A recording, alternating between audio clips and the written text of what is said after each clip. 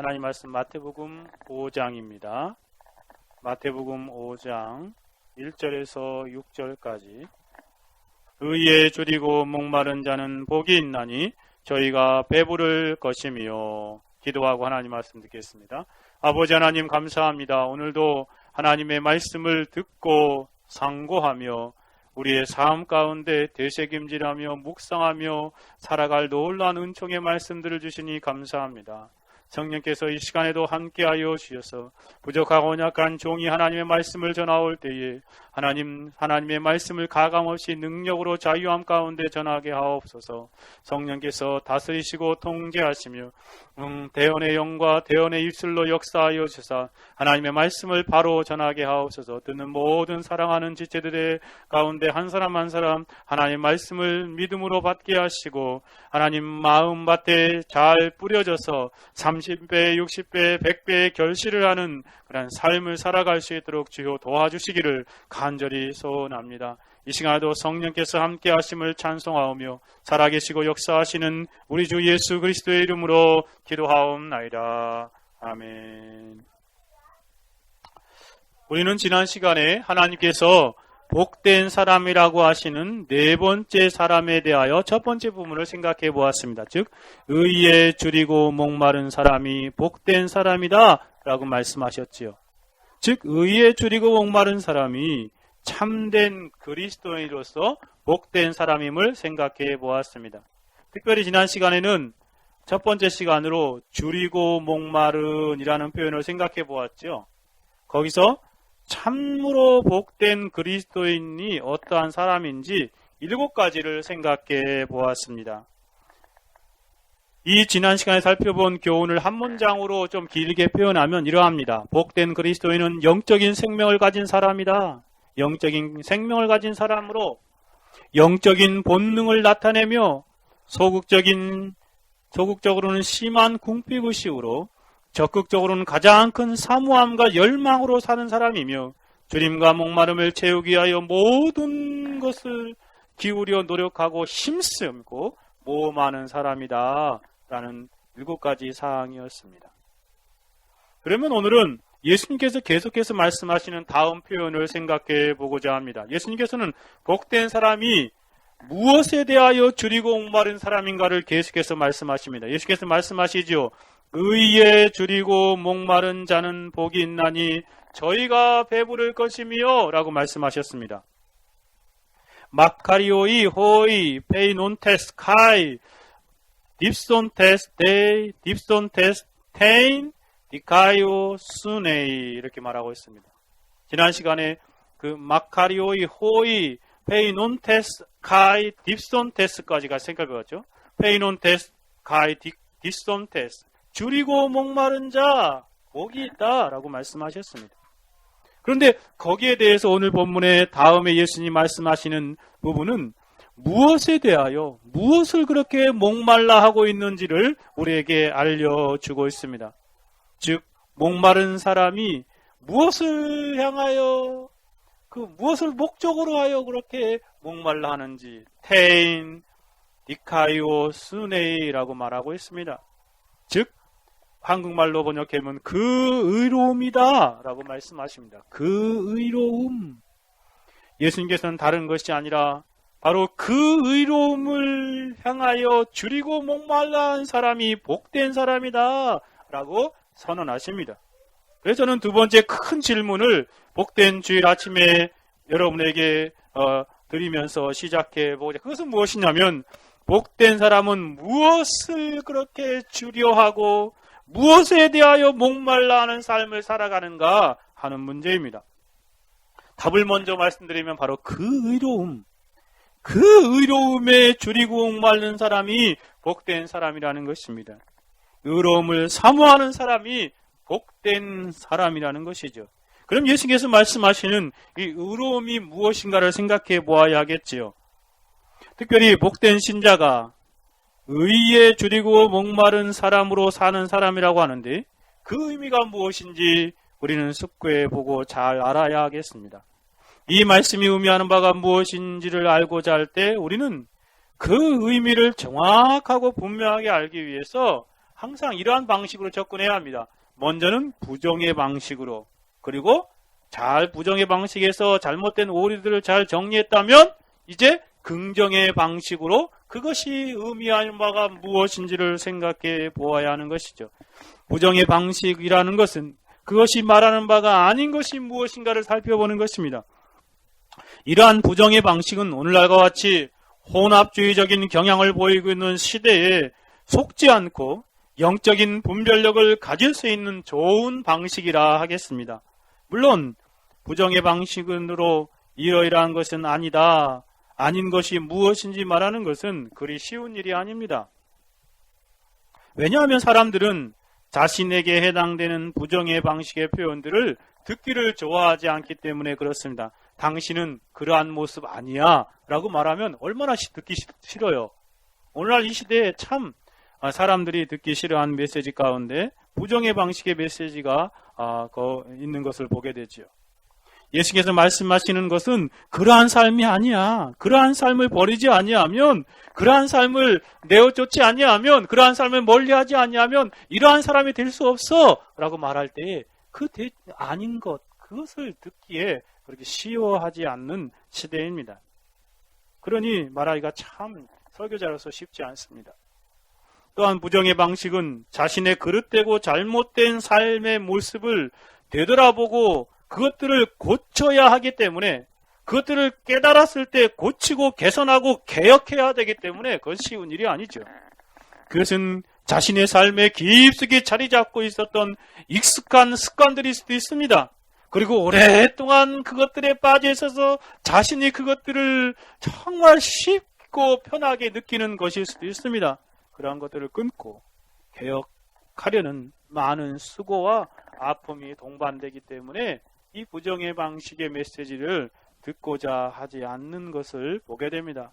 사람들의 죄악된 본성은 자신의 잘못을 지적하고 바로 진단하는 것을 듣기를 몹시 싫어하죠. 그것이 옳은 지적이고 정당한 진단이라고 해도 자신의 잘못된 부분이 드러나는 것을 불쾌하기 마련입니다. 그래서 오늘날의 설교자들은 이러한 부분을 많이 생략하지요. 어떤 진리를 말할 때 잘못된 부분을 지적하기보다는 바로 바른 것을 말하려고 합니다. 그런데 그것은 반쪽이죠. 그죠? 부정의 방식으로 삶이 개혁되지 아니하고 고쳐지지 아니하면 바른 것을 말해도 반쪽만 취하게 되는 것입니다. 그래서 우리는 성경의 진리를 숙고하고 묵상할 때 바로 이해하고 정확한 적용을 위해서 부정의 방식으로 먼저 살펴보아야 하는 것입니다. 오늘날 유행하고 있는 잘못된 가르침에 속지 않기 위해서도 부정의 방식으로 이 의미를 접근해 보아야 합니다. 그럴 때 정확한 진단이 이루어지겠지요. 그리고 바른 치료가 가능한 것이기 때문에 그렇습니다. 정확히 잘못된 오류를 진단하고 바로 알아야 수정할 수 있게 되지 않겠습니까? 그래서 청교도들은 이러한 부정의 방식을 많이 사용했고, 또 노이 존스는 그들에게 배워서 무슨 진리를 말할 때마다 항상 소극적인 측면, 부정적인 측면을 먼저 말하고 긍정적인 측면으로 나아가는 설교를 자주 했음을 우리가 그의 설교를 통해서 듣게 되어지는 것입니다. 그럼 첫째로 예수님께서 복된 사람이 의에 줄이고 목마른 사람이라고 말씀하시는데, 이 의에 줄이고 목마른 사람, 이 복된 사모함을 가지고 있는 사람, 그런 사람이 아닌 사람들이 어떠한 사람들임을 생각해 봅시다. 그러움을 사모하는 사람이 복되다고 말씀하시는데, 예수님께서 복되지 않는 사모함이 무엇인가를 간접적으로 우리에게 알려주고 있는 것입니다. 즉, 의에 그러움을 사모하는 사람이 복된 사람이다라고 말씀하시는 것은 다른 것을 사모하는 사람은 복된 사람이 아니다라는 그런 부정의 방식을 우리가 거기서 깨닫게 되어지는 것이지요. 그렇죠? 그래서 그것이 아닌 다른 것을 사모하는 사람들을 우리가 먼저 살펴보아야 합니다. 우리에게 혹시 그런 것들이 있지 않는가? 그래서 예수님 말씀하시는 복된 사모함으로 나아가지 못하며 그 복된 사람으로 살지 못하는가를 점검해 보자는 것입니다. 첫째, 예수님께서는 육체적인 줄임과 목마름을 복된 사모함이라고 말하지 않습니다. 예수님께서는요, 육체적이고 육신적인 주림, 목마름으로 살아가는 사람들이 복되다고 말씀하시지 않으신다는 것입니다. 해방신학과 같은 자들은 가난한 사람들, 줄인 자들, 없는 사람들, 핍박받는 사람들, 멸시받는 사람들, 그런 사람들을 위한 복음이다 라고 말하면서 그들이 참 복된 사람들인 것처럼 그렇게 성경을 잘못 해석하고 오도하며 가르치고 있습니다. 그래서 사회적인 큰 운동을 일으키기도 하지요. 그러나 예수님 말씀하시는 줄이고 목마름이라는 것은 육체적인 줄임과 목마름을 말하는 것이 아니죠. 여러분, 사실 육적으로 먹을 것이 없어서 막 배고파하고 굶주린 사람 누가 복되다고 말하겠습니까? 그죠? 먹을 물이 없어서 사막에서 갈증 가운데 타는 듯한 목마름을 느끼는 사람, 그런 사람을 누가 복되다고 말하겠습니까? 우리가 그렇지 않다라고 능히 말할 수 있지요. 우리 중 어느 누구도 그러한 상태에서 살아가기를 바라는 사람이 한 사람도 없을 것입니다. 배고픔 가운데 살기를 원하십니까? 주림 가운데, 목말름 가운데 살고 싶습니까? 이 점은 더 설명하지 않아도 우리의 이성이 모두 동의하는 바입니다. 세상 사람들도 동일하게 그래 육적인 주림과 목마름은 복된 것이지 아니지 라고 쉽게 동의하고 인정하는 바입니다. 어느 누구도 육체적인 측면에서 궁핍과 결핍을 경험하고 있는 사람을 복된 사람이라고 말하지 않습니다. 우리가 저 아프리카 지방에 먹을 것이 없어 굶어 죽어가고 있는 수많은 영혼들을 보면서 저 사람들 참 복되다라고 말합니까? 이런이지요. 그러니 해방신학이나 그러한 잘못된 가르침에 의해서 그런 가르침을 주고 있는 것은 잘못된 것이지요. 육적으로 먹을 것이 없고 마실 물이 없어서 그것을 간절하게 사모하는 사람을 복되다고 말하는 사람은 무엇인가? 정신 이상인 사람이라고 우리는 말할 수 있습니다. 마찬가지로 성경도 예수님께서도 육적인 가난과 육적인 궁핍과 육적인 결핍을 권장하는 복음의 메시지를 말씀하시지 않으셨습니다. 성경은 금욕주의를 권장하지도 않습니다. 자학적인 그러한 궁핍의 삶을 주장하지도 않는다는 것입니다. 두 번째로 나아가 봅시다. 예수님께서 의에 줄이고 목마른 사람이 복되다고 말씀하시는 것은 세상적인 부나 명성과 성경을 향한 사모함을 말하는 것도 아닙니다. 즉 세상에서 부자가 되고 명예를 얻고 성공을 위하여 간절한 사모함으로 사는 사람, 그런 사람을 복되다고 말하는 것이 아니라는 것이죠. 예수님께서는 그 의로움을 사모하는 사람이 복되다라고 말씀하셨지, 부자가 되는 것, 명예와 명성을 얻는 것, 성공을 사모하는 사람들이 복된 사람이라고 결코 말씀하시지 않으셨습니다. 이 점은 이 세상 사람들이나 세상의 사상과 상반되는, 구별되는 기독교의 탁월한 진리이지 않습니까? 세상 사람들은요, 세상에서 부자로 사는 것을 복되다고 생각합니다. 모든 것이 잘 되는 만사 형통의 삶을 원하지요. 또 무엇인가를 딱 시작하기만 하면요, 크게 성공하는 것, 그런 것들을 갈망합니다. 그러한 것들을 사모하는 사람으로 이 땅의 모든 사람들이 살아가고 있습니다. 그러한 것들을 사모하고서 그러한 것들을 소유하고 그러한 지점에 이르게 된 사람들은 부러워하고 복받은 사람이다 라고 말합니다. 부와 명예와 성공을 이룬 사람을 부러워하고, 그러한 사람이 되고자, 자신도 그러한 사람이 되고자 육적인 목마름과 주림, 간절한 사모함으로 이 세상을 살아가고 있는 이 세대를 보게 돼요. 그러나 예수님께서 말씀하시는 것이 바로 그러한 사모함입니까? 그러한 사모함이 복되다고 말씀하시는 것입니까? 예수님께서는 팔복중 어디에서도 그러한 육적인 것들을 향한 사모함이나 열망을 복되다고 한 말씀도 하시지 않으셨지 않습니까? 팔복은 다 그러한 사모함과는 거리가 먼 것입니다. 세상에서 말하는 수부강령, 유오독, 고정명이 복되다라고 말하는 것, 팔복에서는 하나도 발견할 수 없지요. 팔복뿐만 아니라 성경 전체에서도 그러한 부와 명예나 세상의 성공을 사모하는 사람이 복되는 사람이라고 말하지 않습니다. 그러한 구절을 발견하기가 참으로 희박합니다. 아니, 정확히 말씀드리면 영적인 측면에서 그러한 말씀은 한 구절도 없다고 말할 수 있습니다. 이상한 사람들이 그것들을 잘못 해석하고 그것들을 자신의 세상적인 관점에서 해석해서 그렇게 말할 뿐인 것이죠. 외적으로 그렇게 보이는 구절들이 있긴 있습니다. 그러나 성경 전체의 가르침에 입각하여 볼 때 그렇게 해석해서는 안 되는 구절들이 바로 그 본문들인 것임을 우리는 알아야 합니다. 우리가 살아가고 있는 오늘날은 교회 안에서도 안타까운 것은 부와 명성의 복음, 이런 말이 불가능한 건데 이런 복음이란 말을 쓰죠. 거기다가 부와 명성의 복음을 말하는 사람이 얼마나 많은지요. 예수 믿고 팔자 고쳐, 뭐 그런 말. 예수 믿으면 무엇인지 다 세상적으로 잘 된다, 성공한다, 돈 많이 번다, 그런 말들이요. 참 그런 사람 많은 거 얼마나 많은지 몰라요.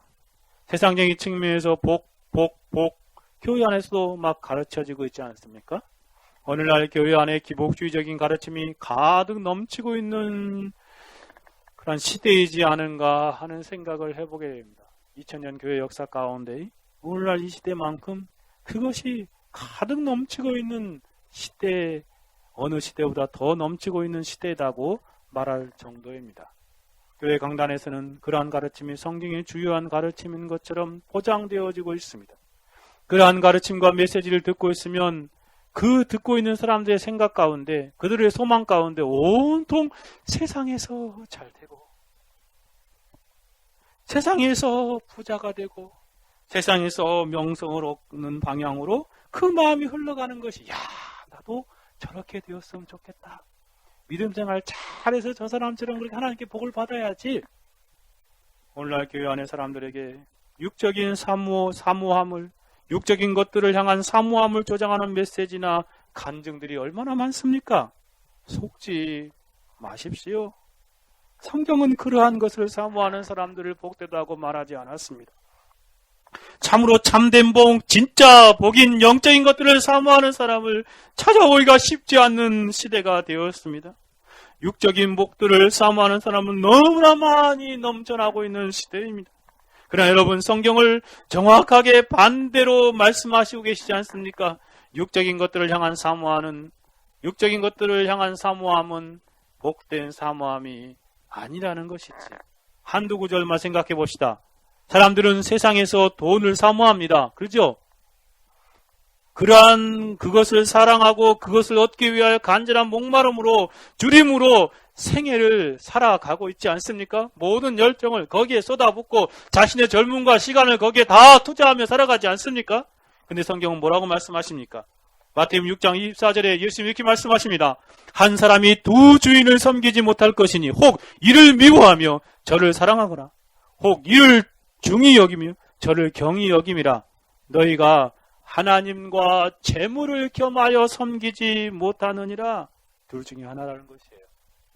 하나님도 섬기고 세상 재물도 섬기는 그러한 삶을 살지 못한다는 것입니다. 마태복음 19장 24절에서도 다시 너희에게 말하노니 약대가 바늘기로 들어가는 것이 부자가 하나님 나라에 들어가는 것보다 쉬우니라. 분명히 말씀하시지 않습니까? 디모데전서 6장 10절에 사도는 이렇게 말합니다. 돈을 사랑함이 일만하게 뿌리가 되나니 이것을 사모하는 자들이 미혹을 받아 믿음에서 떠나 많은 근심으로 자기를 찔렀도다. 돈을 사랑의 대상이 아니지요. 돈은, 돌고 도는 돈은 사랑의 대상이 아닙니다. 그것을 사모하면서는 가룟자처럼 예수님을 파는 것입니다. 대마처럼 세상을 사랑하여 가버리는 것입니다. 우리는 이 황금 만능주의 시대에 그것이 최고인 양, 전부인 양 가르치는 그릇된 가르침들에 속지 말아야 합니다. 히브리서 13장 5절에는 돈을 사랑치 말고 있는 바 족한 줄로 알아. 그가 친히 말씀하시기를 내가 과연 너희를 버리지 아니하고 과연 너희를 떠나지 아니하리라 하셨느니라 라고 가르쳐 주고 있습니다. 참으로 그렇습니다.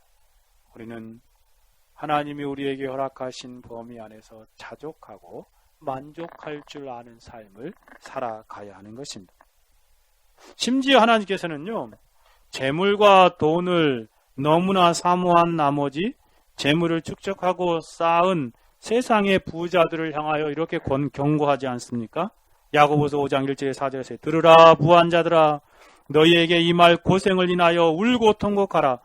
부자된 자들에게 말하는 것이죠. 울고 통곡하래요. 이 말 고생 때문에.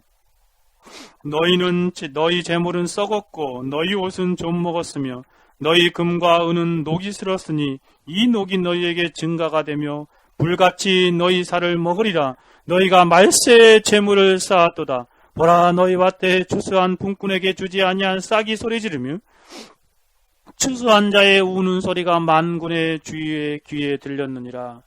무슨 말이에요? 그 말세의 부자된 사람들은 대개 착취를 통해서 됐다는 것이죠. 정당한 방법이 아니라.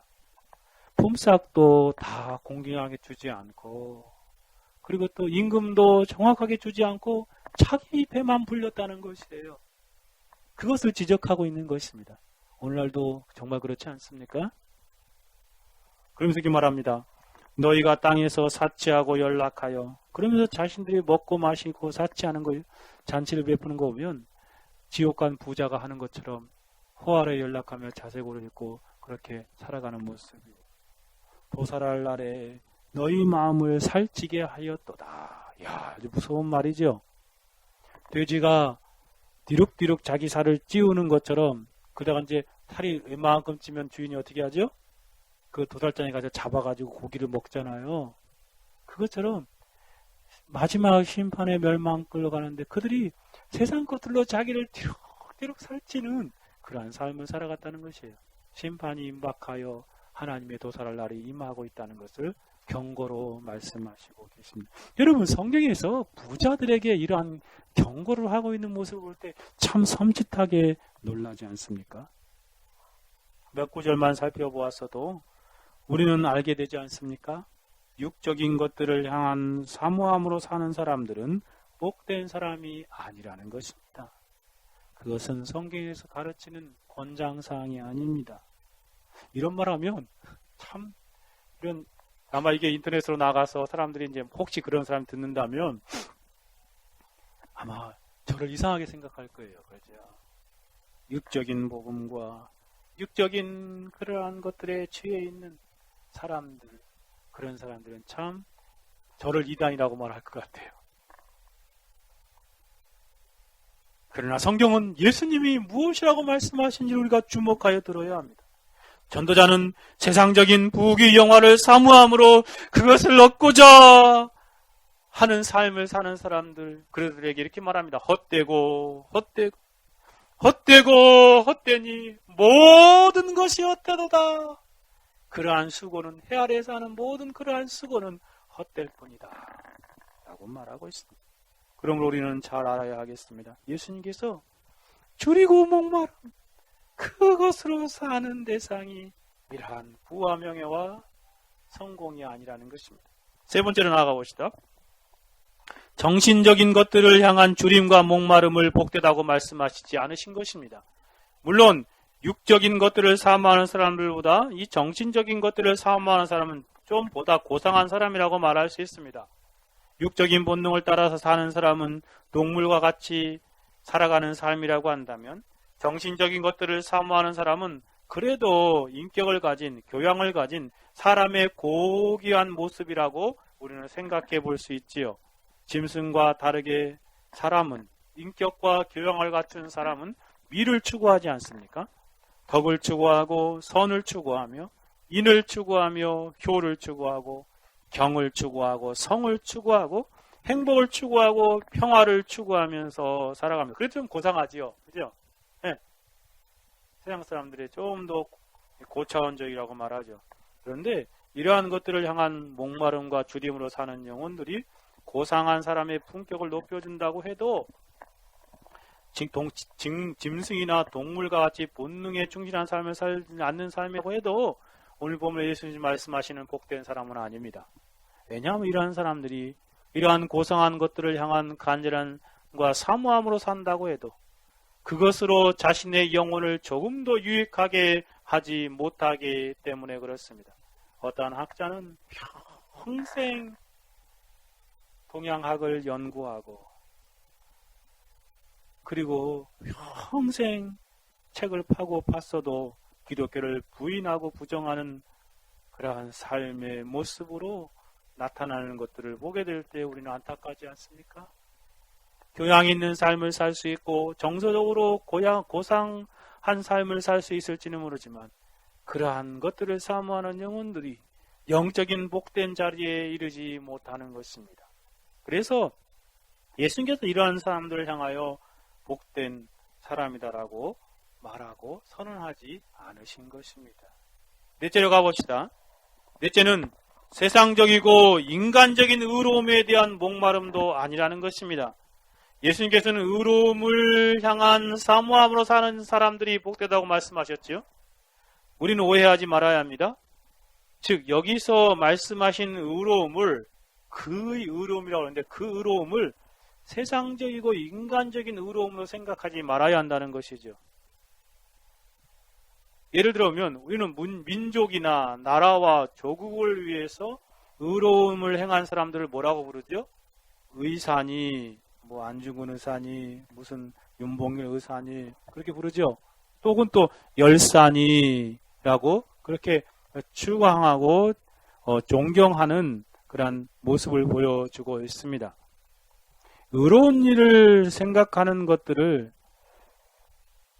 자신이 의로운 일이라고 생각하는 것들을 위해서 자신의 목숨까지도 헌신하는 분들을 의사니 열사니 하며 의로운 사람이라고 말합니다. 물론 그들은 남다른 사람들입니다. 존경할 만한 분들이지요. 사실 그렇습니다. 그러나 예수님 말씀하시는 의로움은 그러한 의로움이 아니라는 것이지요. 국가적인 큰 재난이나 어려움이 있을 때마다 의로운 자기 희생을 한 분들이 소개될 때 우리는 그분들을 생각하고 기리며 존경하는 마음이 있고 그렇게 가질 수 있는 것이 사실입니다. 그러한 분들이 존경을 받고 기려져야 하는 것도 마땅한 바이지요. 하지만 예수님께서 여기서 말하는 그 의로움은 그러한 의로움을 말하는 것이 아닙니다. 그것은 인간적인 의로움이요. 세상적인 의로움일 수밖에 없는 것입니다. 세상에서는 존경을 받고 높여지겠지요. 세상적인 의로움으로 사람들이 추앙하겠지요. 그러나 영적인 측면에서는 복된 사람이 아닙니다. 그러한 의로움을 향한 사모함은 미안하지만 아무리 커도 예수님께서 지금 복되다고 하시는 말씀하시는 의를 위한 사모함에 포함되지 않은 의로움임을 아십시오. 다섯 번째로 가봅시다. 다섯 번째는 이상한 영적인 현상을 사모하는 것도 아닙니다. 예수께서 말씀하시는 복된 사모함은 제가 지난 시간에 말씀드렸던 것처럼 영적인 사모함이요 영적인 열망이라고 말씀드렸습니다. 그러하다고 해서 모든 영적인 사모함을 영적인 것들을 향한 사모함을 말하는 것이 아닙니다. 왜냐하면 영적인 사모함에도 이상한 왜곡된 것들이 있기 때문에 그러합니다. 즉 예수님께서는 영적인 체험이나 영적인 은사나 영적인 신비로운 일들을 경험하는 것을 사모하는 사람이 복되다고 말씀하시지 않으십니다. 예수님께서는 영적인 은사들을 가지고 그것을 능력으로 행하면서 잘못된 삶을 살아가고 있는 사람들에 대해서 분명히 이렇게 지적하지 않습니까? 마태복음 7장에 이렇게 말씀하십니다. 이러므로 그의 열매로 그들을 알리라. 나더러 주여 주여 하는 자마다 천국에 다 들어갈 것이 아니요 주여 주여라고 말하는 자마다 다 천국에 들어갈 것이 아니라고 말씀하십니다. 다만 하늘에 계신 내 아버지의 뜻대로 행하는 자라야 하리라. 그 주여 주여 하는 자들이 어떻게 말하나 보세요. 그날에 많은 사람들이 나더러 이르되 주여 주여 우리가 주의 이름으로 선지자 노릇을 했습니다. 설교를 하고 사람들을 가르치고 복음을 전하는 능력을 행하는 사람을 했다는 것입니다. 주의 이름으로 귀신을 쫓아내었습니다. 주여 주여 주의 이름으로 우리가 귀신을 쫓아내었습니다. 귀신을 사람을 고치고 그랬다는 것이죠. 주여 주여 주의 이름으로 많은 권능을 행치 아니하였나이까. 그렇게 말하고 있습니다. 이 사람들은 참 대단한 일을 한 사람들이죠. 그죠? 근데 예수님 뭐라고 말씀하시면 그때 내가 저희에게 밝히 말하되 내가 너희를 도무지 알지 못하니 불법을 행하는 자들아 내게서 떠나가라 하리라 말씀하십니다. 참으로 그렇습니다. 그와 같은 놀라운 영적인 은사와 능력을 나타냈다 할지라도 그러한 사람들이 다 복된 사모함을 가지고 그것을 살아가는 사람들이 아니라는 것입니다. 사도행전에 보면 마술사가 한 사람 나오지요. 마술사였다가 회심한 사람 누구지요? 마술사 시몬이죠. 시몬. 베드로와 동일한 이름인데 그 사도들이 그 시몬이 회심해서 죽게 돌아왔는데 사도가 사람 이제 그곳에 와가지고 사람들에게 막 안수를 합니다. 사람들에게 안수를 했더니 놀라운 일이 벌어졌어요. 어떤 일이었죠? 성령께서 그 안수를 받는 사람들에게 막 임하는 것입니다. 그러더니 이 마술사였던 이 시몬이 예수를 믿기 시작했는데 옆에도 보니까 참 놀라운 일이에요. 그래서 그가 뭐라고 말하죠? 자신이 가지고 있는 돈을 주면서 자신에게도 그러한 능력이 있게 해달라고 말합니다. 그때 사도가 뭐라고 말합니까? 이에 두 사도가 저희에게 안수하며 성령을 받은지라. 시몬이 사도들의 안수함 성령 받는 것을 보고 돈을 들여 가로되 이 권능을 내게도 주어 누구든지 내가 안수하는 사람을 성령을 받게 하여 주소서 하니 베드로가 가로되 내가 하나님의 선물을 돈 주고 살 줄로 생각하였으니 내 은과 내가 함께 망할지어다. 하나님 앞에서 내 마음이 바르지 못하니 이 도에는 내가 관계도 없고 분깃될 것도 없느니라. 그러므로 너 이 악함을 회개하고 주께 기도하라. 혹 마음에 품은 것을 사하여 주시라. 내가 보니 너는 악독이 가득하며 불의에 매인 바 되었도다. 시몬이 대답하여 가로되 나를 위하여 주께 기도하여 말한 것이 하나도 내게 임하지 말게 하소서 하니라. 정말 그렇죠. 그러한 것들을 사모하고 그래서 자신의 재물을 다 들여서 그것들을 얻고자 한다고 한다 해도 복된 사모함이 아니라는 것입니다. 참 젊은 특히 학생들 가운데 망냥 수련회 같은 데 이렇게 가면 막 이상한 성령의 역사들이 막 나타나면 막 자기들도 그거 받고 싶어가지고 그러지요. 아무것도 아니에요. 잘못된 은사들도 참 많습니다. 아니, 누군가가요, 막 이렇게 기도를 해가지고 죽을 암병 걸린 사람, 암 말기인데 막 확 낫다 그래봐요. 그러면 깜짝 놀라면서, 야, 나도 저런 능력 갖고 싶다. 그러한 사모함이 아니라는 것이에요. 영적인 것이긴 맞지만, 그러한 사모함을 말하는 것이 아님을 우리는 이해해야 합니다. 사랑하는 여러분, 저는 주일 아침에 예수님께서 복되다고 하시지 아니하시는 사모함들을 말씀드렸습니다. 제가 말씀드리지 않은 것들도 참 많습니다. 교회 안에 참 많습니다. 여러분 안에는 무엇을 향한 사모함이 있습니까? 어떠한 사모함으로 이 땅을 살아가고 어떤 것에 여러분이 줄이고 목마름으로 다 올인하며 살아가고 있습니까? 특히 어린 학생들이 막 연예인들을 향하여 막 열광하고 부르짖는 그러한 것들. 여러분 앞에 삶에 그런 것들은 있지 않습니다. 우리 안에 거하는 성령 하나님의 감동하심과 감화 안에서 우리 자신을 살펴보고 잘 점검해 보아야 합니다. 혹시 우리가 잘못된 것들을 사모하고 잘못된 것들을 추구하며 그러한 오류의 상태에 빠져 있지 않는가 잘 점검하고 그러한 것들을 우리의 삶에서 하나님 앞에 회개하고 몰아내야 하는 것입니다. 그러한 상태에 속고 있었다면 빨리 깨달아야 합니다. 그러한 것들을 추구하고 있었다면 돌아서야 하지요. 그래서 예수님께서 말씀하시는 말씀을 바로 이해하고 바른 것들을 사모함으로 복된 사람들이 되어야 하는 것입니다. 그럼 두 번째로 가봅시다. 예수님께서 복된 사모함이라고 하시는 것은 무엇을 향한 사모함입니까? 다시 한번 본문으로 와봅시다. 마태복음 5장 6절 한번 다시 한번 읽어봅시다. 시작. 의에 줄이고 목마른 자는 복이 있나니 저희가 배부를 것이며.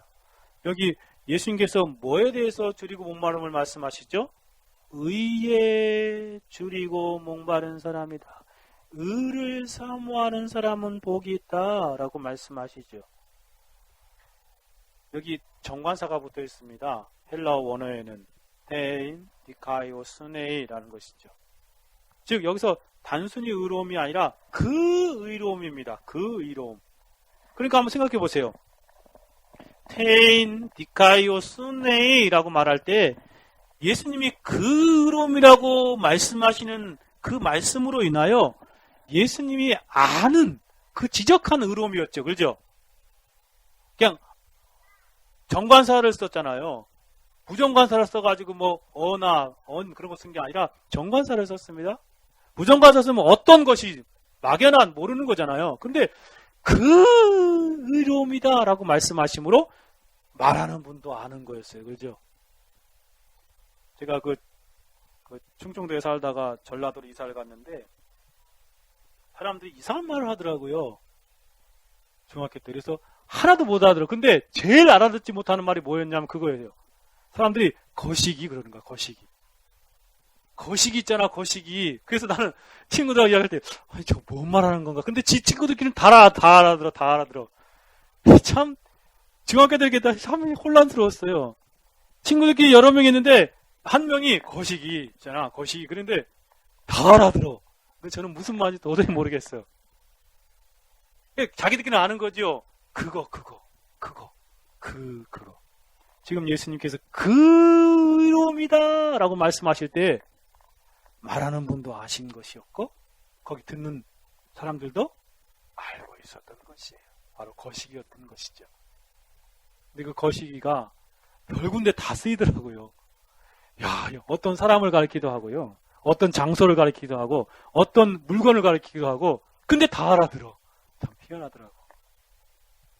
보세요. 예수님께서 그 의로움이다 라고 말씀하실 때 예수님도 아시는 것이었어요. 그렇죠? 지적한 거죠. 바로 그거. 듣는 사람들도 아 맞아 그거.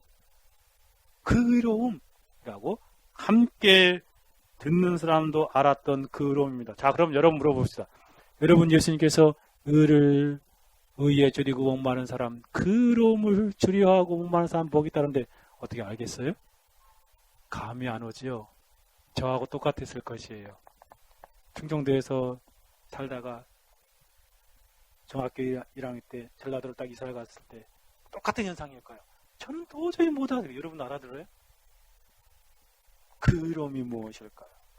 예수님 말씀하시는 그 의로움, 복된 사람이 사모하는 의로움, 무엇을 말하는 것입니까? 답부터 말씀드리면 그것은 우리 주 예수 그리스도이십니다. 예수님께서 그 의로움이라고 말씀하시는 것은 뭐라고요? 바로 예수 그리스도를 말하는 것입니다. 아니 어떻게 그렇게 말할 수 있어요?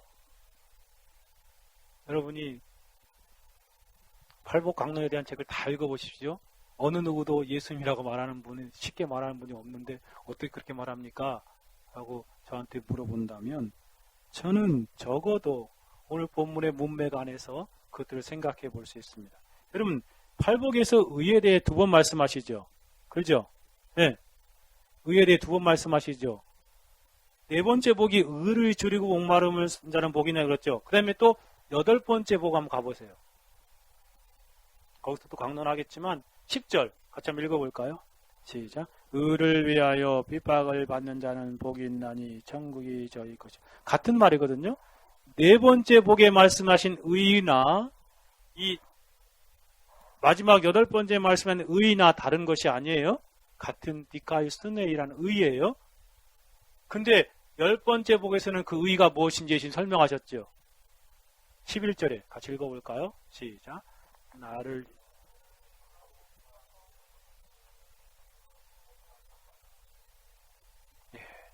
설명하시죠. 의가 뭐였어요? 나를 인하여 핍박을 받는 의를 위하여 핍박하는 자는 나다. 나를 누구요? 예수님.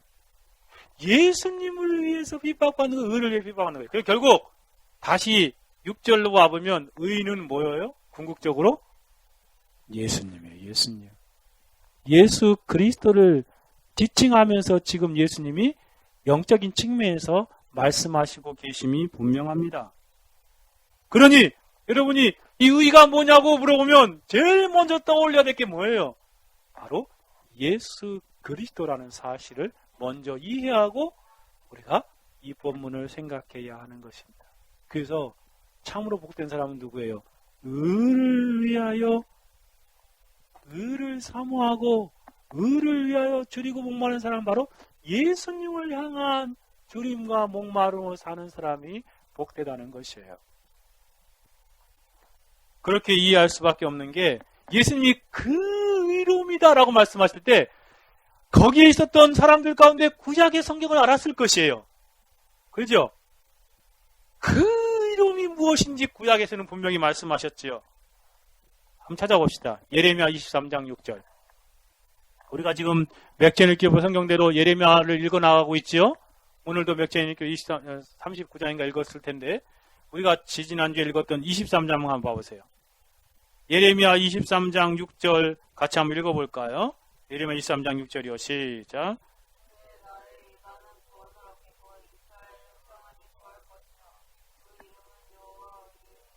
뭐라고 말합니까? 그 이름은 뭐라고요? 여호와 우리의 의라 일컬음을 받을 것이다.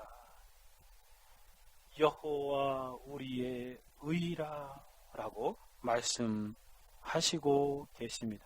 여호와, 여기서 말하는 여호와가 누굽니까? 구약의 여호와는 성부, 성자, 성령 하나님을 다 지칭하는 표현이에요. 바로 여기서는 특별히 성자 하나님을 말씀하시는 표현입니다. 성자 하나님이신 여호와가 우리의 의가 될 것이라고 말하고 있습니다. 이미 구약에서도 의로움이 무엇인지를 설명하고 있었습니다. 그런데 오늘 본문에 와서 예수님이 그 의로움을 사모하는 자는 복이 있다. 여호와 우리의 의로움이 되시는 그 예수님을 사모하는 사람이 복이 있다 라고 말씀하시고 계시는 것입니다. 여호와는 성자 하나심, 우리 주 예수 그리스도를 가리키는 것이다. 복된 사람은 바로 예수 그리스도와 그분 안에 있는 의로움을 사모하는 사람입니다. 그러면 예수 그리스도와 그분 안에 있는 의로움을 구체적으로 무엇을 사모하는 것입니까? 간절하게 사모하고 줄이고 목마름의 대상인 그리스도 안에 있는 의로움은 어떠한 것입니까? 구도자들이 추구하고 갈망하며 동시에 믿는 신자들이 평생 알아가고 평생 사모하며 살아야 하는 그 의로움이란 구체적인 무엇을 말하는 것입니까? 그리스도 안에 있는 그리스도이라고 말하는데 그리스도와 그 안에 있는 그 의로움은 우리는 성경에서 세 가지로 구분하여 생각해 볼 수 있어요. 그래서 오늘 첫째 한 가지만 살펴보려고 합니다. 첫 번째는요, 그리스도 안에 있는 의로움입니다. 즉 칭의적인 의로움을 향한 사모함이죠. 예수님께서 오늘 의로움을 사모하는 사람이 복이 있다라고 말씀하시는데 그 의로움은 뭐냐면 바로 칭의적인 의로움입니다. 칭의란 의롭다고 인정을 받는다. 칭할 칭자해가지고 의로울 의자 써가지고 의롭다고 칭해진다라는 표현이죠. 아도르 핑크는 그래서 이것을 뭐라고 말하냐면 법정에서 법적으로 의롭게 되는 것을 말하는 것이다 라고 말합니다. 그런가 하면 윌리엄 핸드릭스 교수는 전가된 의라고 표현하더라고요. 이거 한번 차례로 생각해 볼까요? 칭의적인 의로움은 뭐냐면 법정적인 의로움이에요. 여러분 법정에서 재판을 하잖아요. 그리고 변호사가 나와서 변론하고 검사가 나와서 정죄하고 그리고 최종적으로 판사가 판결을 내립니다. 이 사람은 의로운 사람이라고 판사가 딱 판결을 딱 내리면서 이 사람은 무죄야, 의로운 사람이야, 꽝꽝꽝 하면 그 사람은 죄인이 아닌 것으로 무죄 방면되는 것이죠. 바로 여기서 말하는 칭의란 그런 법정에서 사용하는 용어예요.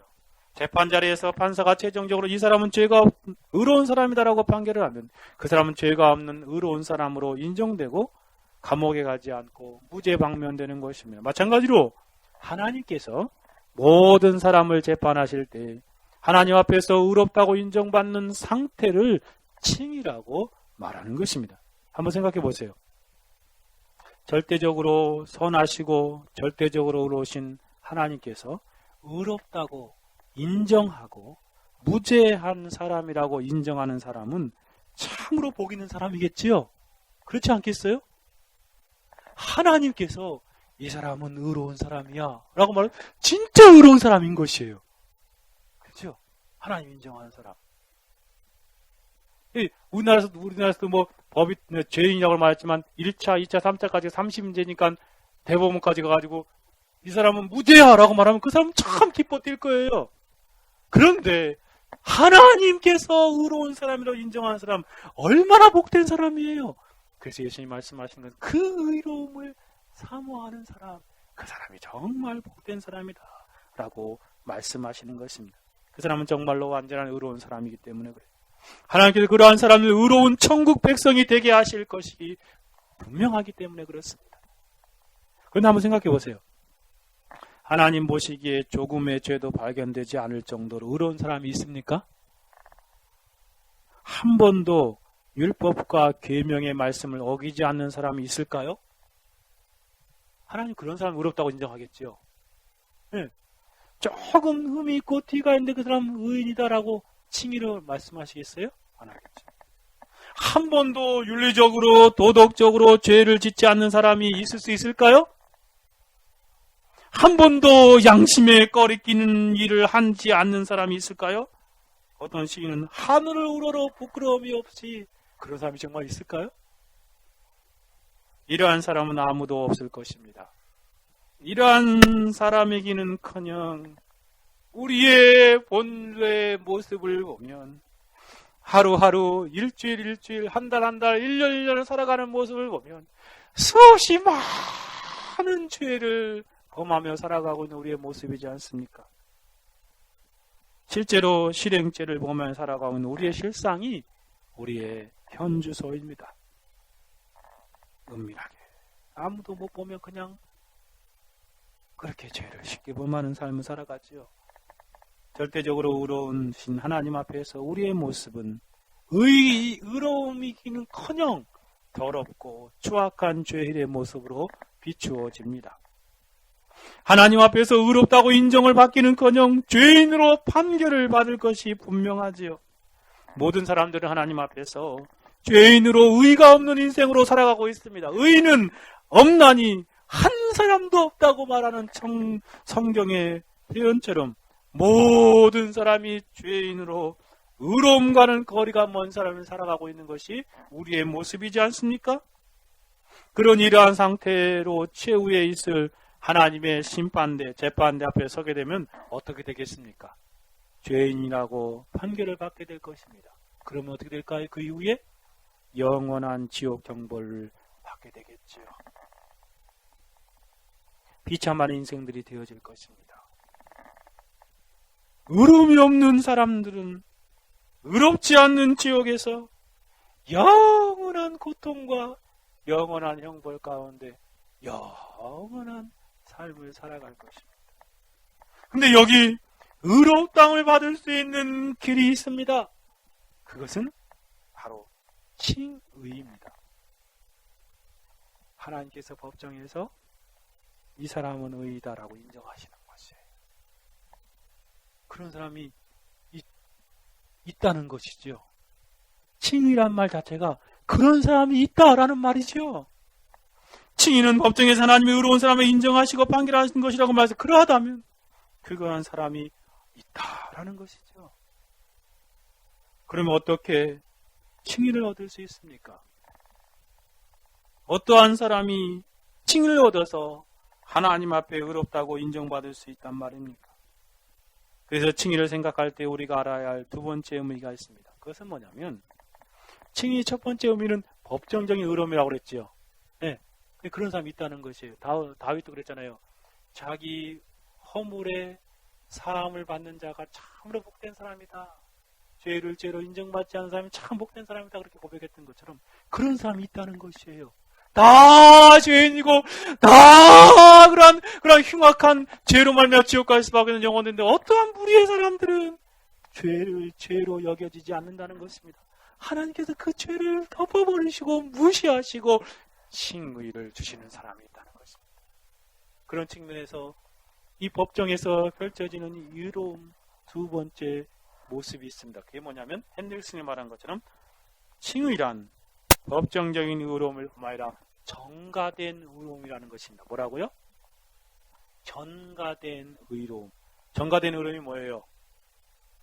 제가 이렇게 가지고 있었는데 이렇게 이 사람에게 넘겨주는 것이지 이렇게. 그죠? 그게 전가입니다. 전가. 칭의는 어떤 사람이 하나님께서 의롭다고 인정하시냐면 바로 이 전가의 방식으로 의롭다 하고 인정해 주신다는 것입니다. 즉 전가의 방식으로 얻게 되는 것이 칭의입니다.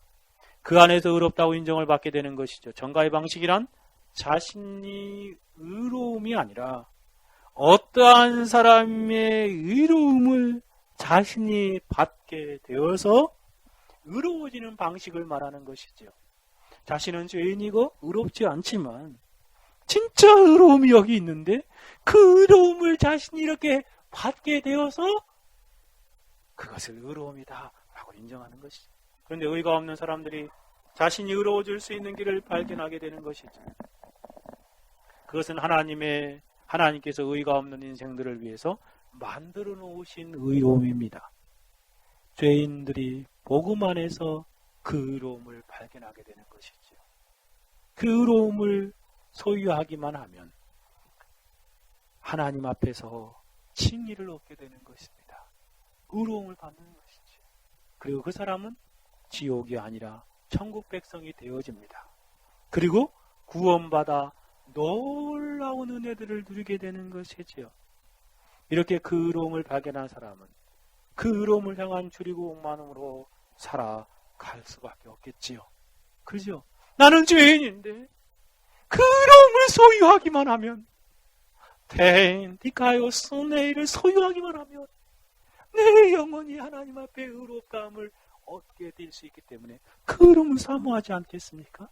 바로 예수님 말씀하신 것이 첫 번째로 생각해야 할 것이 그것입니다. 바로 그 의로움에 줄이고 목마른 사람은 복이 있다. 그 의로움에 줄이고 목마른 사람은 복이 있다라고 말씀하십니다. 자신을 의롭게 만들 수 있는 그 의로움, 자신을 구원할 수 있게 만드는 그 의로움, 자신을 죽음의 문을 통과한 이후에 하나님의 재판장에서 천국으로 갈 수 있도록 판단할 수 있게 하는 판결을 받게 하는 그 의로움, 그 의로움을 사모하고 그 의로움을 소유하고자 한 열망으로 살아간 사람, 그 사람은 정말 복된 사람이다 라고 예수님 말씀하시는 것입니다. 여러분은 그 의로움을 발견하셨습니까? 그 의로움이 대체 무엇입니까? 아까 우리가 읽었던 것처럼 예레미야 선지자가 말한 것처럼 그 이름은 여호와 우리의 의라 라고 말했던 것처럼 바로 예수 그리스도 안에 있는 의로움입니다. 그래, 의를 줄이고 옹호하는 결국 그 예수 그리스도를 사모하는 것이죠. 예수 그리스도와 그 안에 있는 그 의로움을 사모함을 말하는 것입니다. 여러분 사도 바울은 그 의로움을 이렇게 설명하지 않습니까? 찾아봅시다. 로마서 1장 16절. 로마서 1장 16절. 우리가 너무나 잘 아는 본문이죠. 로마서 1장 16절 17절. 루터가 이 말씀을 읽을 때 그 의로움을 발견하게 되었고 그도 즉시로 천국 백성이 되고 놀라운 그런 복락을 누리게 되었지 않습니까? 같이 읽어봅시다. 16절 17절 시작. 내가 복음을 부끄러 하는 이 복음은 모든 믿는 자에게 구원을 주시는 하나님의 능력이 됩니다. 첫째는 유대인에게요 또한 헬라인에게라. 복음에는 하나님의 의가 나타나서 믿음으로 믿음에 이르게 하나니 기록된 바 오직 의인은 믿음으로 말미암아. 여기 보시죠. 복음 안에는 뭐가 나타났다고요? 하나님의 의가 나타났다. 이 하나님의 의로움이요. 복음 안에 복음이 뭡니까? 예수 그리스도를 복음이라고 말하는 것이죠. 예. 예수 그리스도 자체가 복음입니다. 예수 그리스도의 삶 자체가 복음이에요. 근데 예수 그리스도의 그 복음, 깊은 소식 안에 핵심적인 내용이 있는데 중심적인 내용이 있는데 그것이 바로 하나님의 의다. 하나님의 의로움이다 라고 말하는 것입니다. 바로 예수 그리스도를 사모하고 그 예수 그리스도 안에 있는 하나님의 의를 소유하게 될 때에 그 영혼이 칭의를 얻게 되는 것입니다. 이것이 기독교의 핵심입니다. 구원의 가장 중요한 진리인 것이지요. 칭의를 얻는 것은 바로 예수 그리스도 안에 있는 하나님의 의를 소유하는 것은 어떻게 소유하게 됩니까? 로마서로 가보시죠. 로마 3장 20절 24절 같이 한번 읽어봅시다. 시작. 그러므로 율법의 행위로 그 앞에 의롭다 하심을 얻은 육체가 없나니 율법으로는 죄를 깨달음이라. 이제 율법 외에 하나님의 한 의가 나타났으니 율법과 선지자들에게 증거를 받은 것이라. 예수 그리스도를 믿음으로 말미암아 모든 믿는 자에게 미치는 하나님의 의니 차별이 없는. 어떻게 우리에게 미친다고요? 예수 그리스도를 믿음으로 말미암아 모든 믿는 자에게 미치는 하나님의 의인이 어떻게 라고요? 차별이 없느니라. 그 하나님의 의가 믿음으로 우리에게 임한다. 그 예수 그리스도 안에 있는 하나님의 의를 우리가 믿을 때에 그 믿음 안에서 우리 안에 이렇게 그 의가 예수 그리스도가 만드신 의가 들어온다는 것이에요. 그렇죠? 그래서 칭의는 정가의 방식으로 우리에게 예수 그리스도의 의로움이 우리에게 오는 것입니다. 그러합니다. 그 의로움이란 바로 예수 그리스도께서 만드신 의로움입니다. 예수 그리스도께서 성리자 공생의 사신으로 만들어 놓으신 의로움이죠. 예수님의 의로움을 정가받을 때, 전해받을 때 의롭게 되는 것입니다. 이것이 칭의예요. 정가된 의로움이죠. 우리는 의롭지 않습니다. 예수님께서 의가 없는 인생들을 만들어 놓으신 의로움을 받게 될 때 그 사람은 의롭게 되는 것입니다. 하나님의 법정에서 의로운 사람이라고 판결받는 것은 예수님의 의를 소유할 때에 하나님의 의를 소유할 때 의롭게 되는 것입니다. 예수께서 지금 그 의로움을 말하는 것이에요. 그 의로움을 말하는 것이 구약에 예언되었고 자신이 삶을 통해 완성하였던 그 의로움을 사모하는 사람은 정말 복된 사람이다. 왜냐하면 그 의로움을 소유할 때에 그 사람은 천국 백성이 되고 온전한 구원을 얻게 되는 것입니다. 토마스 왓슨은 이 점을 이렇게 설명합니다. 그리스도의 의로움은 우리에게 주시기 위한 것인 만큼 우리를 의롭게 하기 위하여 참으로 우리의 것이 됩니다. 이 의로움 덕분에 하나님 우리가 전혀 죄를 짓지 않는 것으로 여기십니다. 여러분이 이 의로움을 소유하기만 하면 하나님께서는 죄인으로 여기지 않는다는 것이에요. 이것은 완전한 의로움입니다.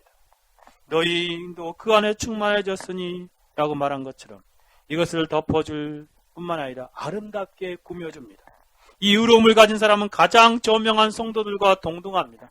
가장 약한 신자도 가장 강한 자만큼 의롭다함을 얻습니다. 이것이 그리스도의 승리입니다. 그가 더 자신을 더럽힐 때 그의 머리 되시는 주님께서 깨끗하게 하여 주십니다. 이 복된 의로움으로 말미암아 우리가 천사들보다 더 밝게 빛나게 됩니다. 이 의로움이라말로 얻기 위해서 갈급해야 할 만한 가치가 있는 그러한 의로움입니다 라고 설명해 주고 있습니다. 여러분 이 의로움을 소유하셨습니까? 사랑하는 여러분, 여러분은 그 의로움을 발견하셨습니까? 그것은 바로 예수님께서 이 땅에 오셔서 만들어 놓으신 의로움입니다. 누구의 의로움이에요? 그러니 예수님의 의로움입니다. 그 의로움을 사모하고 그 의로움을 추구하고 그 의로움을 얻고자 갈망하는 영혼, 그 사람이 가장 복된 사람입니다. 여러분이 참으로 그러한 이 의로움을 추구하고 사모하는 사람으로 이 땅을 살아갈 때 그 안에서 놀랍게 그 의로움을 소유하게 되고 참으로 복된 사람이 되어질 것이다. 그러면 이 칭의적인 의로움 두 가지를 설명했죠. 첫 번째 뭐예요? 법정적인 의로움이다. 두 번째는 전가된 의로움이다. 예수 그리스도의 의로움을 받는 거. 어떻게 받게 되는 것입니까? 예수님께. 한마디로 말하면 뭘요? 믿음으로. 오직 칭의적인 의로움은 믿음으로 얻는 것입니다. 칭의는 믿는 그 순간 즉시로 영혼 안에 흘러 들어와서 그 영혼을 의롭게 만드는 것입니다. 모든 민자에게 미치는 하나님의 은혜.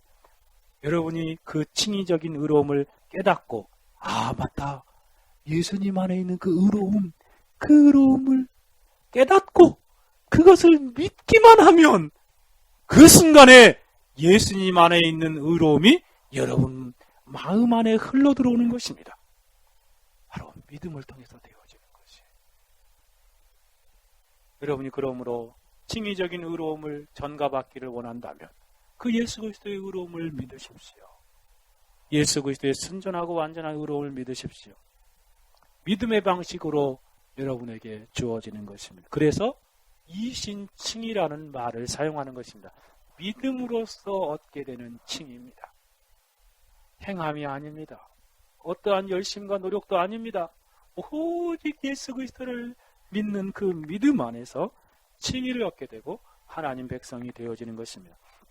또한 이 칭의적인 믿음은, 칭의를 얻게 되는 믿음은 성령의 역사하심 안에서 주어지는 그런 놀라운 은혜입니다. 성령의 역사하심으로 우리 안에 생겨진 영적인 사모함이요, 그리고 성령의 역사하심에서 그것들을 소유하게 되는 것이죠. 아도핑크가 이 정가된 의를 소유하게 되는 것을 이렇게 설명합니다. 첫째로 성령께서 양심 앞에 하나님의 거룩하고 냉혹한 요구를 제시하십니다. 다음으로 성령께서 빈궁하며 죄악 가운데 있는 영혼에게 소망이 없음을 알게 하시고 그 영혼을 죄를 깨닫게 하셔서 그는 그의 빈궁과 잃어버린 바 된 상태를 깨닫게, 그때 성령께서 그를 매우 줄이고 목마르게 만드십니다. 그로 그리스도를 바라보게 하십니다. 그리고 그리스도께서 구원을 요구하게 하십니다. 그리스도께 구원을 요구하여 주님은 우리의 의시다 라고 부르짖게 만드는 것이죠. 성령께서 역사하심으로 우리가 우리 자신 안에 있는 의가 없는 인생을 알게 됩니다. 지옥 갈 수밖에 없는 인생을 알게 됩니다. 그리고 그리스도를 바라보게 만들지요. 그리고 그리스도만이 우리를 의롭게 할 수 있는 유일한 의로움을 가지신 분이심을 고백하며 그리스도는 우리의 의로움이시다 라고 바라보게 만들고, 그때 믿음이 생겨져서 그리스도를 붙들게 되는 것입니다. 그렇게 통해서 의로움을 얻게 되는 것입니다. 한 가지만 더 말씀드리면, 여러분이 이 칭의적인 의로움을 얻게 되는 원리는 결국 예수님을 깊이 생각하고 예수님의 십자가를 바라볼 때 즉시로 주어지는 것입니다. 여러분, 칭의적인 의로움은 예수님께서 공생애를 통해 이루신 하나님의 의입니다. 그래서 그 의를 예수님을 깊이 생각할 때 발견하는 것이죠. 뿐만 아니라 예수님이 십자가를 바라볼 때 실제적으로 예수님이 그리스도께서 만드신 의로움을 우리에게 덧입혀 주시는 것입니다. 우리가 천례역정에서 보는 바와 같이 크리스찬이 십자가에서 이렇게 올라가려고 십자가를 바라볼 때 어떻게 되었습니까? 등에 있는 무거운 짐이 흐르르 굴러 떨어져가지고 저 무덤 속으로 쑥 들어가 버렸습니다. 그렇죠? 십자가 앞에서 죄사함에 대한 큰 깨달음을 얻게 되는 것입니다. 그것은 의로움의 소극적인 측면입니다. 의로워지려면 죄가 용서받아야 되잖아요. 의로워지려면 죄가 없어져야 되잖아요. 그래서 십자가를 바라볼 때 이 의로움의 방해물인 죄가 벗어져 버린 것입니다. 죄가 대굴대굴 등에서 떨어져가지고 저 무덤 속으로 쑥 들어가 버렸죠. 바로 예수 그리스도의 보혈이 그의 영혼에 죄사함의 은혜를 허락해 주신 것입니다. 그러면서 뭐라고 선언합니까? 내 죄사함, 내 죄가 사하여졌느니라 라는 선포의 말씀이 들려지는 것입니다. 의로움의 준비 단계입니다. 그 다음에 두 번째 사람이 나와서 어떻게 합니까? 그에게 그의 더러워진 옷을 벗기고 그의 새로운 옷을 입혀줍니다. 그게 뭐였었죠? 바로 예수 그리스도의 칭의의 옷입니다. 그때 칭의를 얻게 되고 그 사람은 천국 백성이 되는 것입니다. 그렇습니다. 십자가를 바라볼 때에 우리는 그 안에서 죄 용서를 받고 우리의 의의 옷을 벗고 예수 그리스도의 의의 옷을 입으로 말미암아 칭의를 얻게 되어지는 것입니다. 그러므로 여러분이 이 정가된 의 칭의를 얻고자 한다면 믿음으로 예수 그리스도를 바라보십시오. 성령을 의지하십시오. 그리고 예수 그리스도의 십자가를, 예수님을 깊이 생각하고 예수님의 공생애를 깊이 생각하고 만들어진 의를 발견하실 뿐만 아니라 예수님의 십자가를 바라보십시오. 그때 즉시로 여러분은 칭의로 의로운 사람이 되어지는 것입니다. 오늘 여기까지만 살펴봅시다. 예수님께 이와 같이 의를 사모하는 영혼을 복되다고 말씀하셨습니다. 그 의로움은 다른 것이 아니라 바로 예수 그리스도이십니다. 하나님께서 의가 없는 인생들을 마련하신 예수님의 의, 그것을 성경을 통해서 발견하십시오. 그것이 복음이요 기독교의 핵심입니다. 그리고 그 의로움을 사모하는 영혼으로 살아가십시오. 하나님, 내게도 그 의로움이 필요합니다. 예수 그리스도께서 만들어진 의로움이 아니면 나는 의로워질 수 없는 불쌍하고 가련한 지옥 갈 수밖에 죄인입니다. 내게도 그 의로움을 허락해 주십시오라고 그 갈망으로 살아가십시오. 그리고 예수 그리스도를 깊이 생각하고 그 예수 그리스도의 십자가를 바라보십시오. 성령의 도우심을 따라 그렇게 의를 사모할 때 여러분의 영혼은 즉시로 의로워지. 이것은 아직 의로움을 얻지 못한 모든 사람들에게 해당되는 진리의 메시지입니다. 지금 즉시로 그 의로움을 발견하고 사모하며 성령의 도우심을 따라 예수 그리스도를 깊이 생각하고 십자가를 바라보며 살아가십시오. 그때 여러분은 즉시로 의로워질 것입니다. 모든 구도자들이요, 의로움을 얻어 구원 얻기를 원하는 영혼들이요, 이 의로움을 사모하십시오. 뿐만 아니라 모든 성도들에게 해당되는 진리입니다. 여러분이 천리역정을 잘 읽으셨다면 천리역정 가운데 이 크리스찬이 가는 곳마다 자신이 입은 의로움을 설명하죠. 옷을. 그렇죠? 조금 가다가 허례와 위선을 만났는데 그 허례와 위선은 담 넘어온 사람들이었잖아요. 그들에게도 너 왜들 담 넘어오냐? 그러면 구원받지 못할까? 그런데 자, 그러면서 자기 설명하죠. 내가 십자가에서 얻었던 이 의로운 옷을 입고 있다고 설명하지 않습니까? 그리고 허영이 시장에서도 그는 그 시장의 사람들과 다른 옷을 입고 있었죠. 어떤 옷이죠? 바로 의로움의 옷을 입고 있습니다. 그가 순례길 간 동안 이 의로움을 입었던 이 의로움을 자꾸 생각하고 깊이 생각하며 자꾸 바라볼 때 그의 영혼이 이 칭의에 대해서 더 깊이 깨닫게 되는 것입니다. 이 칭의를 더 깊이 의지하게 되는 것. 그 의로움을 소유한 그 놀라운 은혜를 그가 항상 잊지 않냐고 그 의로움을 경험하며 사는 것입니다.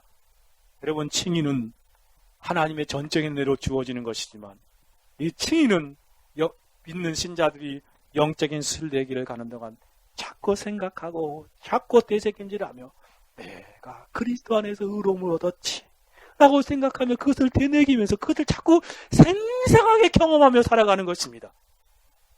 여러분이 그러한 삶을 살 때에 여러분은 그 칭의를 더 깊이 깨닫고 경험하며 그것들을 누리는 삶을 살아가기를 소망하며 살아가십시오. 그것이 바로 의를 사모하는 사람이고 그러한 사람이 복된 영혼입니다.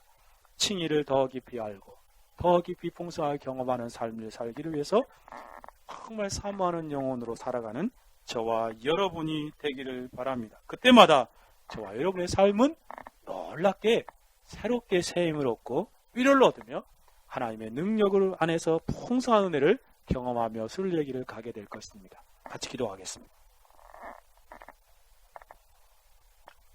들은 말씀 생각하며 기도합시다. 하나님, 정말 우리가 의를 줄이고 목마른 사람은 복이 있다고 말씀하시는데 우리가 잘못된 것들을 사모하며 살지 않았는가 돌이켜보면서 회개합시다. 주님, 정말 그리스도만을 사모하며 살게 해주십시오.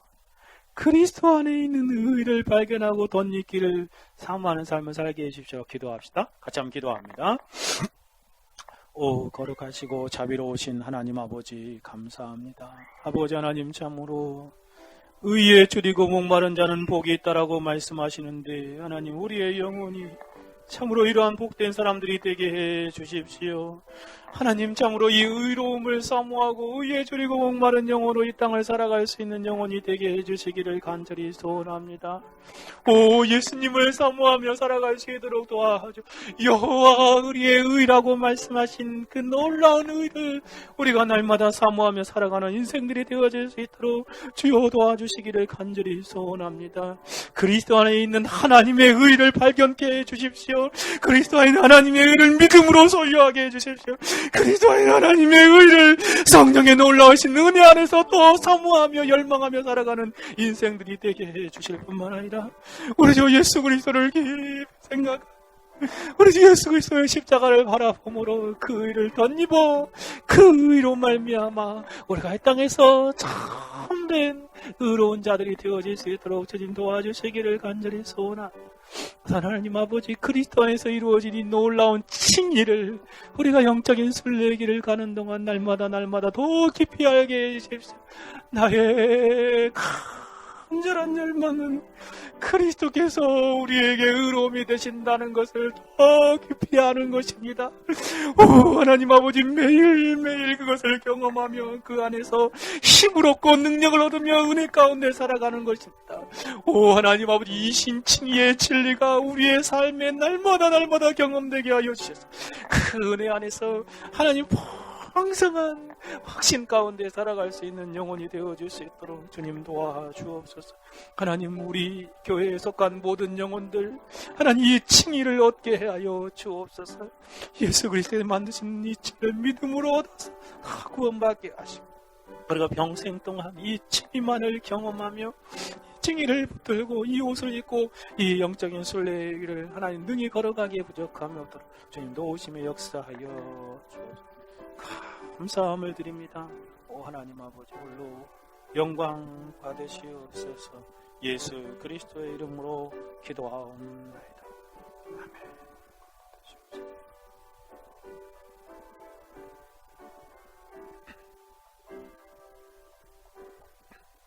찬송 465장입니다. 한국 찬송가 465장으로 찬송하시겠습니다.